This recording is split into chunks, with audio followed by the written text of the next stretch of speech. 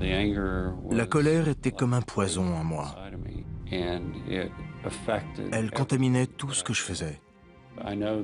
Je sais la direction que j'étais en train de prendre avant cette rencontre, et c'était une mauvaise pente.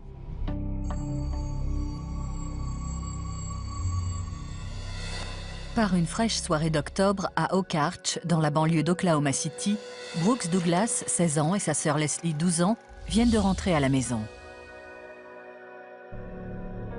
La journée avait commencé normalement. Je suis allé à l'école, et après l'école, on est allé à l'église. C'était la routine pour nous. Et je me rappelle que mon père avait dit « Vous devez rentrer directement à la maison, car maman prépare le dîner. » Quand on est rentré à la maison, ma mère cuisinait et mon père regardait la télévision. J'ai rejoint ma mère dans la cuisine et je lui ai raconté ma journée. Mais la paisible soirée de la famille Douglas va prendre une tournure dramatique.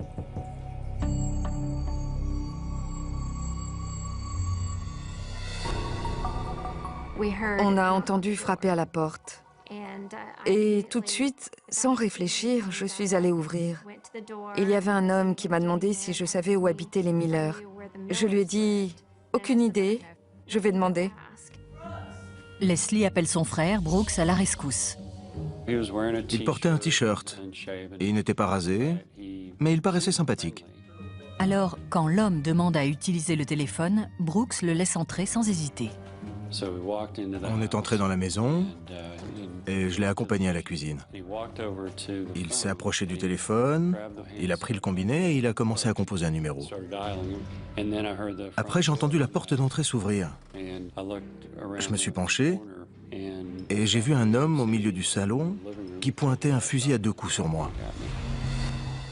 Rien dans l'existence de Brooks Douglas n'aurait pu le préparer à l'horreur de ce qu'il va vivre.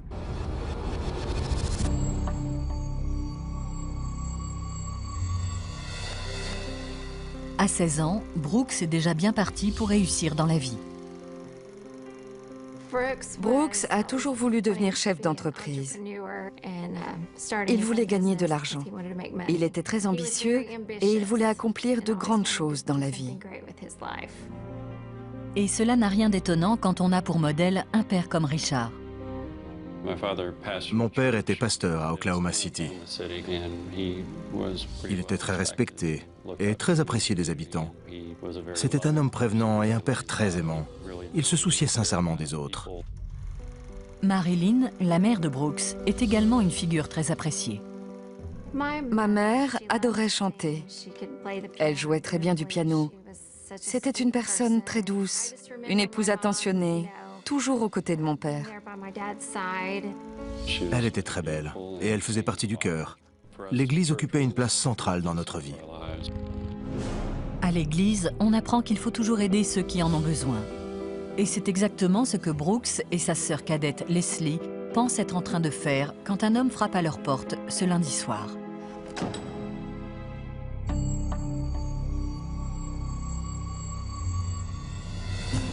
À une 50aine de kilomètres du domicile de Brooks, Glenn Hake et Stephen Hatch quittent leur travail dans une tour de forage de l'Oklahoma. Hake et Hatch étaient des intérimaires de l'industrie pétrolière. L'industrie pétrolière était assez florissante dans l'Oklahoma et on trouvait facilement du travail. Ils enchaînaient donc les petits boulots. Les deux amis ont un fâcheux penchant pour la drogue et la bagarre. C'étaient de gros fêtards, de gros consommateurs de drogue. Et ils étaient tous les deux sous contrôle judiciaire. Et ce lundi-là, les deux hommes pensent que la police va venir les arrêter pour violation de leur contrôle judiciaire. Ils ont décidé de fuir l'Oklahoma. Ils ont volé la voiture d'un collègue de la tour de forage et ils sont partis. Après avoir pris de la drogue, Glenn Hake et Stephen Hatch décident de cambrioler une maison pour trouver du liquide. Ils ont choisi une maison au hasard. Ils ont attaché toutes les personnes présentes et ils ont pillé la maison. Ils sont repartis en laissant les habitants indemnes et ils ont repris la route 81 en direction de Karch.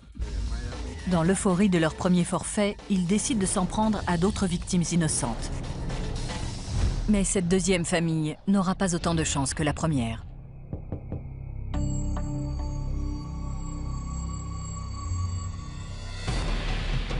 Je revois l'homme entrer avec un fusil et ma mère dire « Qu'est-ce que vous faites? Pourquoi faites-vous ça ?» Et il n'arrêtait pas de répéter « Vous savez très bien ce qu'on veut ». Glenn Hake et Stephen Hatch obligent toute la famille à aller dans le salon. Il a demandé si on avait de l'argent dans la maison. Et bien sûr, on a dit que non, on n'avait rien. Il nous a tous fait allonger sur le sol du salon. Il nous a attachés les mains dans le dos et les pieds. On était allongés sur le ventre. Mais il n'a pas attaché Leslie. Je me rappelle que je me disais « Mon Dieu, ils attachent ma mère, mon père et mon frère. Pourquoi est-ce qu'ils ne m'attachent pas moi ?» Il s'est approché de Leslie et il a dit qu'il voulait qu'elle lui montre les endroits où on cachait de l'argent.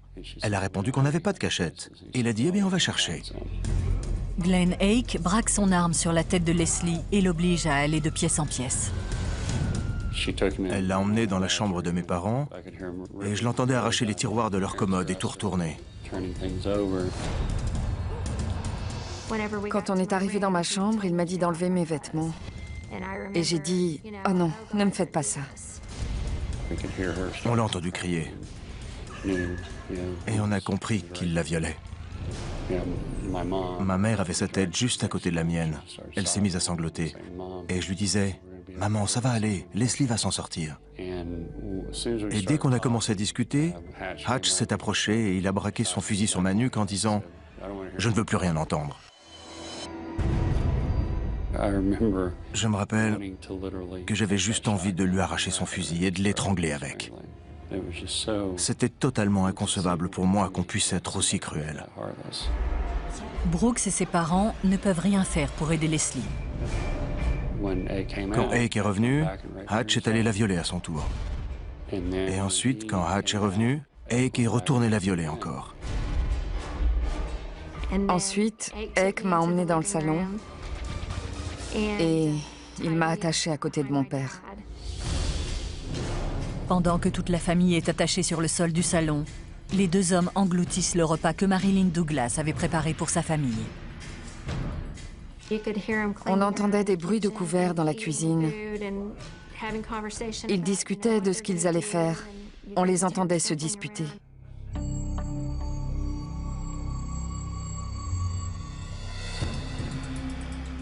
Hake et Hatch retournent dans le salon et Marilyn Douglas les supplie de leur laisser la vie sauve. Ma mère n'arrêtait pas de répéter « Nous sommes des gens honnêtes. Nous ne dirons rien si vous partez tout de suite. Laissez-nous tranquilles. » Mais ces supplications ne seront pas entendues. Hake a dit à Hatch de sortir et d'aller démarrer la voiture. J'étais à peu près sûr de savoir ce que ça voulait dire. Mais je ne pouvais toujours pas croire qu'ils allaient nous tuer sans raison. Stephen Hatch regagne la voiture. Il ne reste plus que Glenn Hake dans la maison. Il était juste au-dessus de moi et il a dit « Je n'ai pas envie de tous vous tuer, mais... » Et j'ai senti une balle me toucher. J'ai senti du sang couler. Puis j'ai entendu un deuxième coup de feu. Je me rappelle que ma mère a crié. Et quelques secondes plus tard, on l'a entendu cracher du sang. Au même moment, il a tiré sur mon père. Et ensuite, il m'a tiré dessus. J'ai hurlé, mais je sentais que ça allait. J'ai enfoncé mon visage dans la moquette en me disant « Ne bouge pas », et puis il m'a à nouveau tiré dessus. Quelques instants plus tard, Glenn Hake quitte précipitamment la maison, laissant toute la famille pour morte. Mais ce ne sera pas la dernière fois qu'il fera face à un membre de la famille Douglas. Et ce jour-là, les rôles seront inversés. Je me souviens de lui avoir dit que depuis 15 ans, je souhaitais sa mort. Quand on reçoit une balle, notre corps est en état de choc. Et il faut un peu de temps avant de sentir la douleur. Je me souviens de m'être dit, il faut que je me sorte de là tout seul si je veux survivre.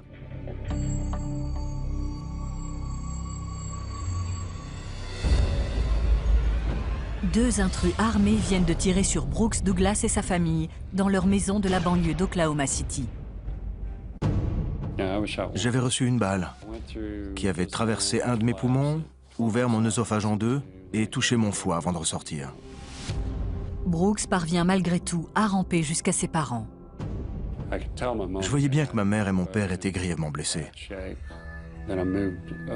Alors je me suis tourné vers Leslie et elle paraissait moins mal en point qu'eux.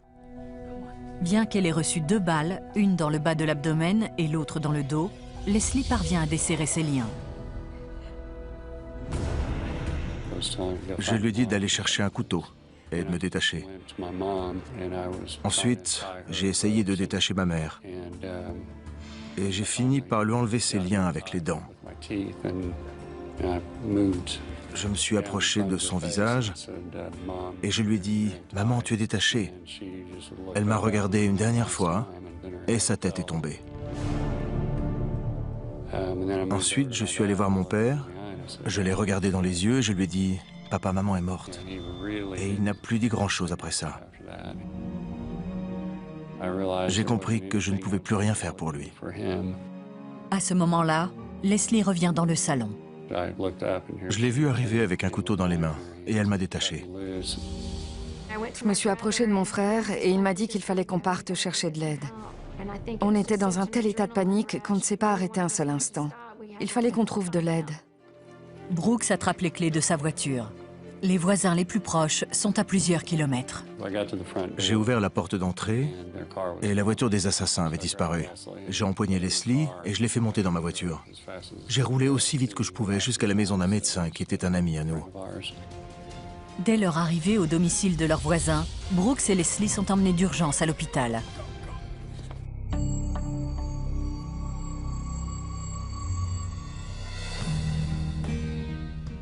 Les policiers arrivent au domicile des Douglas et essaient de comprendre pourquoi Richard et Marilyn ont été assassinés.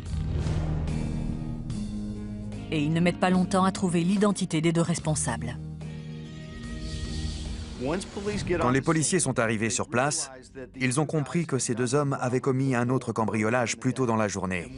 Et une fois qu'ils ont fait ce rapprochement, ils savaient qu'ils recherchaient Hake et Hatch. Ils savaient quelle direction suivre.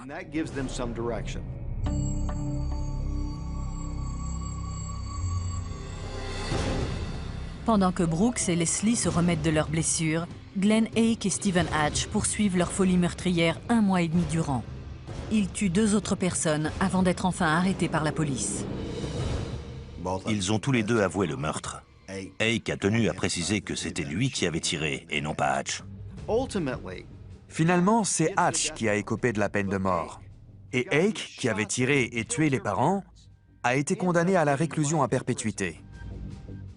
La condamnation de Glenn Hake à la perpétuité et non à la peine capitale provoque la colère de Brooks et Leslie, qui doivent désormais se reconstruire séparément. Brooks a suivi son chemin et moi le mien. Il était en terminale et il s'est installé avec des amis. Moi, j'ai emménagé chez mes cousins à Lindsay, dans l'Oklahoma. La vie de Brooks avait brutalement basculé. La veille encore, il avait une famille merveilleuse.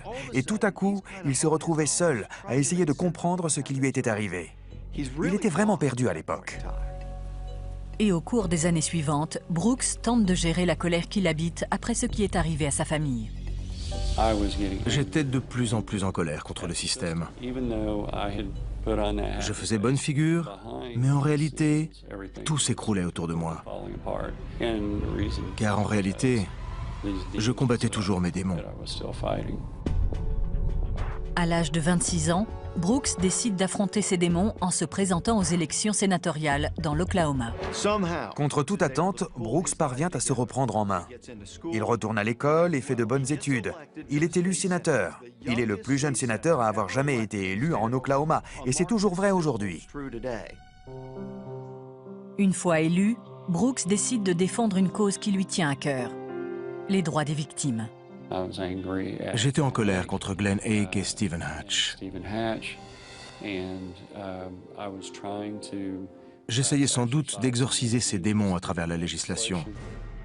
J'ai fait passer une loi qui autorise les victimes à venir témoigner à la barre, à parler des conséquences psychologiques, affectives, physiques et économiques d'un crime sur elles-mêmes et leur famille. Mais malgré une brillante carrière politique, rien ne semble pouvoir apaiser sa colère à l'égard de ceux qui ont détruit sa vie.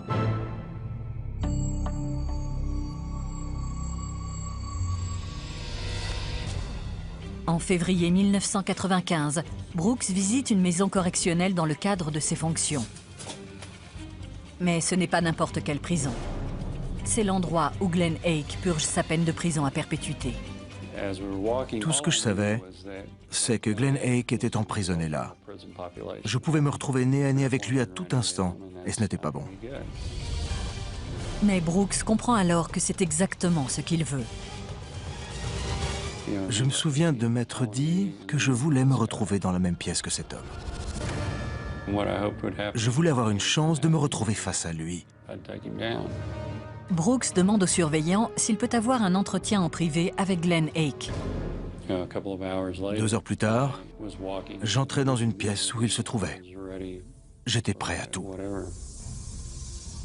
Brooks se retrouve pour la 2e fois de sa vie face à l'homme qui lui a tout pris. Je me souviens de lui avoir dit que depuis 15 ans, je souhaitais sa mort.